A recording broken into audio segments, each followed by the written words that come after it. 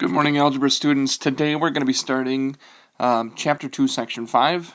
And to start, I'd like you to do this bell ringer, which is write the inequality that is represented by the graph. So pause the video now and try and do these 6. I'll be back on in just a second to go over them. So on the first one, all of these are going to start with x, right? And then we can use the end of the arrow to tell us what the inequality is going to look like. So it's going to be x is greater than 6. Number 2 is x, using the end of the arrow, is less than negative 3. Number 3 is going to be x is greater than, and because it's shaded in, it's going to be or equal to 6. Number 4 is going to be x is less than 2. Down to number 5 is going to be x is greater than 3. And number 6 is going to be x is less than negative 2. Now the way that you read these, if we hop back up here to number 1, this is going to be all numbers greater than 6. This one's going to be all numbers less than negative 3. Number 3 is going to be all numbers greater than or equal to 6. Number 4, all numbers less than 2. Number 5 is going to be all numbers greater than 3. And 6 is going to be all numbers less than negative 2. So when it's an open circle, we don't include the number. But when it's shaded in, we include it.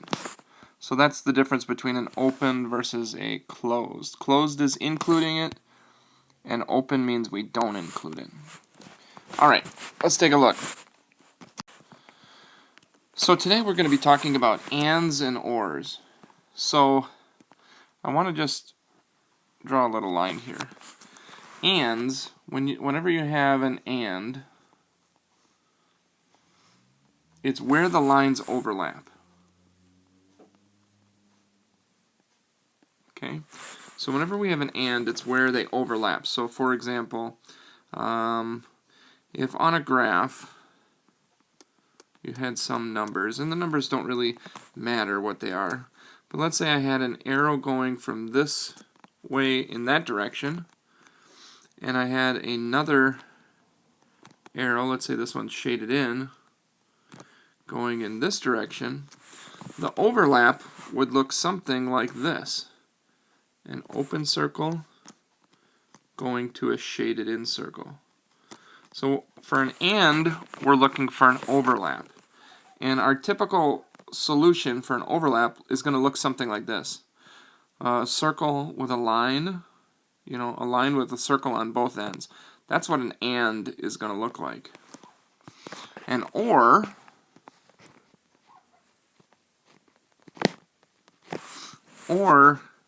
there is no overlap. An or always looks like this. Let's say our number line is like this. You may have a shaded in circle here going to the left and an open circle going to the right. So this is typically what an or looks like. They're going in opposite directions. They're going away from each other. And on an and, you'll notice that the arrows actually point towards each other. So ands go in and ors go out. That's probably the easiest way to remember the difference between an and an or. On an and, the arrows are going in. On an or, the arrows are going out. Also, another difference is the way that they are written. For example, typically for an and, we have something that looks like this. Negative 3 less than x less than 5. This is what it looks like. Where there's an x in the middle, right? It's showing you a range, right? So, if you're looking at something like this, it's saying x is in between negative 3 and positive 5, right? So this is what an and looks like, an and inequality.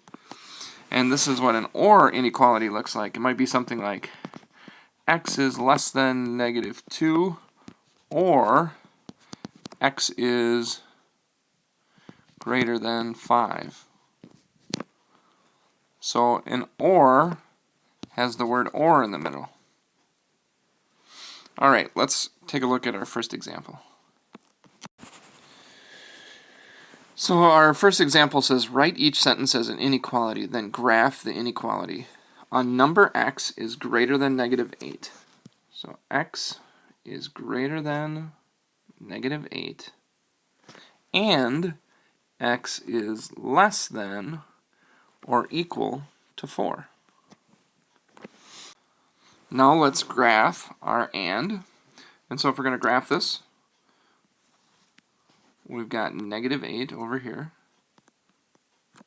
And this is going to be an open circle going in that direction. And let's say that this is 0 and this is 4 here. To graph this part, I'm going to have a closed circle, and it is going in this direction. So what we have is an open circle on the left, a line in between, and a closed circle on the right. Now, we've done the graphing part, but to write it as an inequality, we need to put these two together because it's an and. And to do that, you're going to take the side that has the smallest number.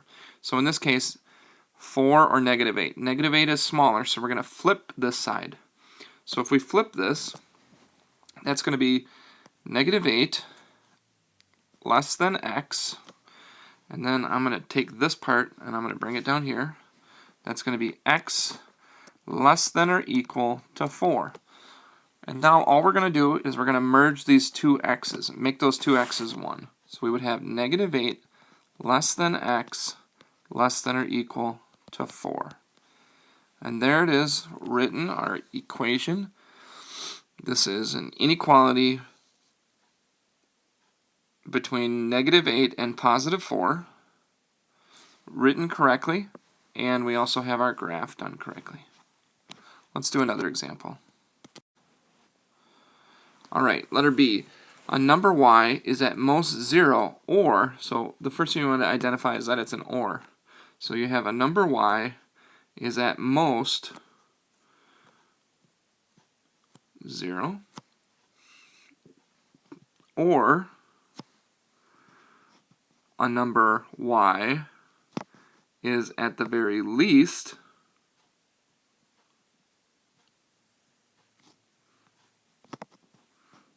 2. Now when we go to graph this, because this is an or, the arrows should be going away from each other. So let's say that I have 0 here. This is going to be shaded in because of the inequality. The line is going to be going to the left. And then y is going to be shaded in going to the right. And that's it. That's how you do that compound inequality.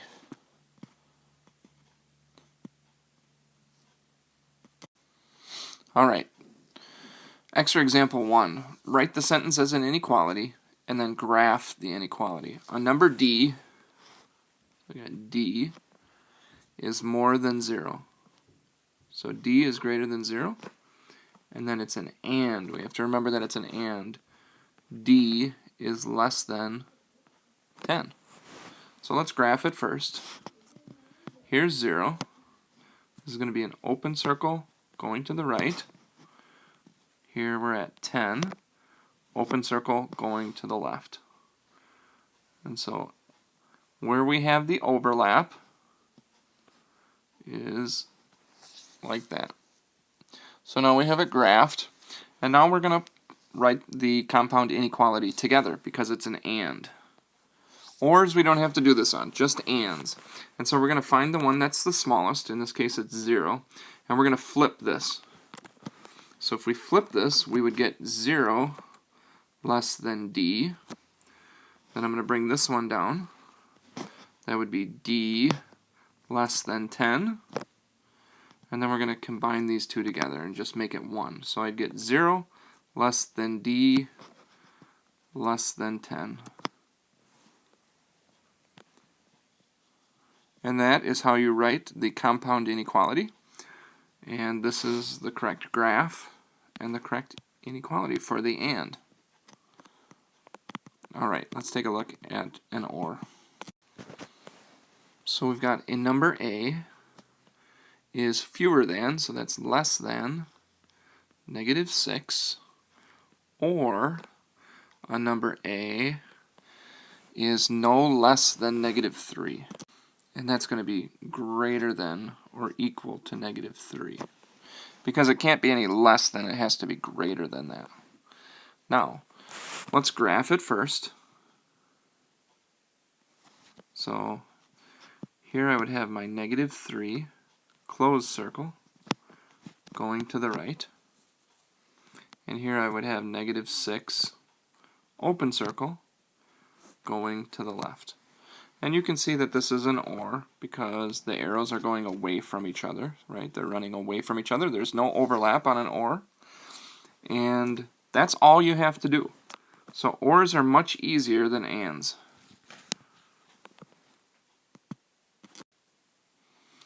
Alright, write the sentence as an inequality, graph the inequality. If you want to pause this one and try this one on your own first, and then unpause it, to see how you did. It'd be a nice way to check for understanding. So pause the video now.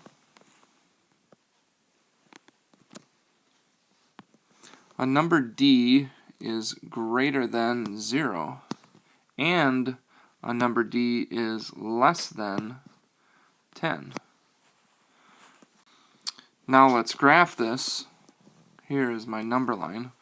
I've got 0 here. This would be an open circle going in this direction. Let's say my 10 is here. I would have an open circle going in this direction. So where is the overlap? The overlap is everything in between here and the open circles on the end. That is what my graph would look like. Now to write this compound inequality, we're going to take the lowest one, which is this one, and we're going to flip this. So if we flip it, it would become 0 is less than D. I'm going to bring this one down. D is less than 10. And now we're going to put those two D's together. So I'd have 0 less than D less than 10. And that is how you write the compound inequality for and. And that's how you do that one. On this next example, we have an or. So this one should be a little bit easier. It says a number A is fewer than -6, so we'll have less than -6, or a letter A is less than, is no less than. So that's going to be greater than or equal to -3. Alright, so now we just have to graph it.